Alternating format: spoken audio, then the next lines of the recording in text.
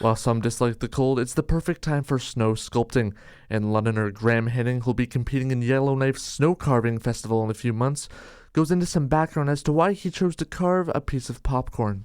I went to art school back in my 20s, and or after high school, I actually went to Beal Art, and then I went to NASCAD University in Halifax. And I've always had an interest in sculpture. I've always had an interest in building things with my hands. This particular sculpture, I've kind of always had in my mind that when I've seen piles of snow building up, I've kind of thought they looked like overflowing containers of popcorn. And I had always imagined building a sculpture at a movie theater outside Silver City or something where it looked like popcorn was overflowing. And He also shared what he thinks his family and neighbors think of the sculpture. yeah, I think they're excited by it. I think people in the neighborhood, I've heard them say crazy, describe me as crazy, but and I'm sure my family kind of thinks something similar. But I think they're proud of it and they're intrigued by it, and they're like, "Oh yeah, Dad's doing something crazy on the front line." The Snow King Festival is set to go back to Yellowknife for its 31st annual competition, running from March 1st to March 28th. And with sculptures like this one, it's bound to be a fun but competitive competition. For XFM News, I'm Evan Frederiksen. I think he's out of his mind. January 20th marked 1 year since President Trump took office, and his policies have had a global impact so far. XFM went out to ask students at Fanshawe how they're reacting to what they're seeing. I think that he's invading and basically dismantling the sovereignty of other countries, including Venezuela, and the attempt in Greenland.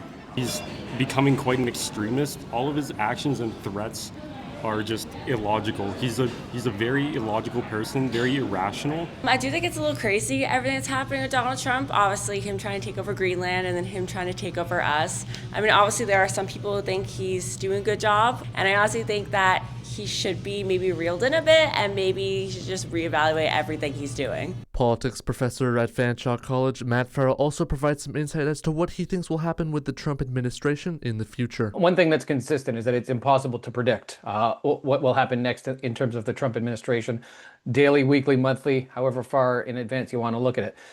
But generally, instability seems to be the norm and unpredictability. So it seems like we're in for more of that.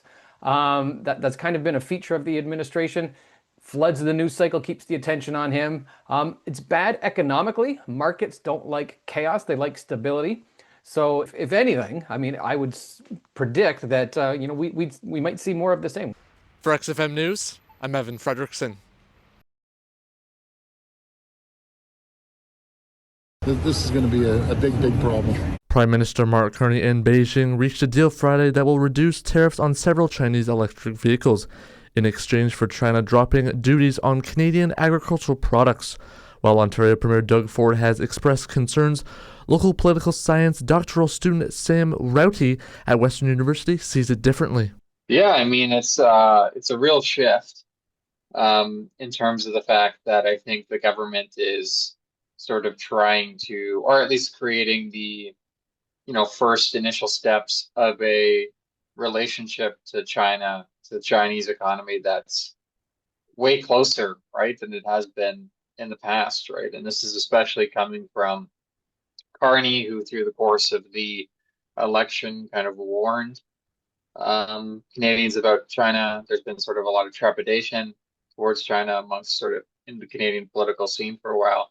And I think it's quite a break from the U.S., right? It's a sort of, these are kind of trade agreements. These are industries that Canada was sort of historically aligned with the U.S. And so I think this move towards China it's quite significant. London Deputy Mayor Sean Lewis also weighed in, highlighting what the deal could mean for the city. That this is a good step in terms of diversifying where Canada is doing business. We continue to see significant challenges with our largest trading partner south of the border.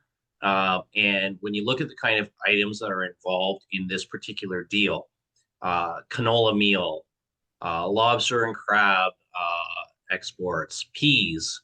There are things that are going to China that will no longer have tariffs that we really do need to have markets for.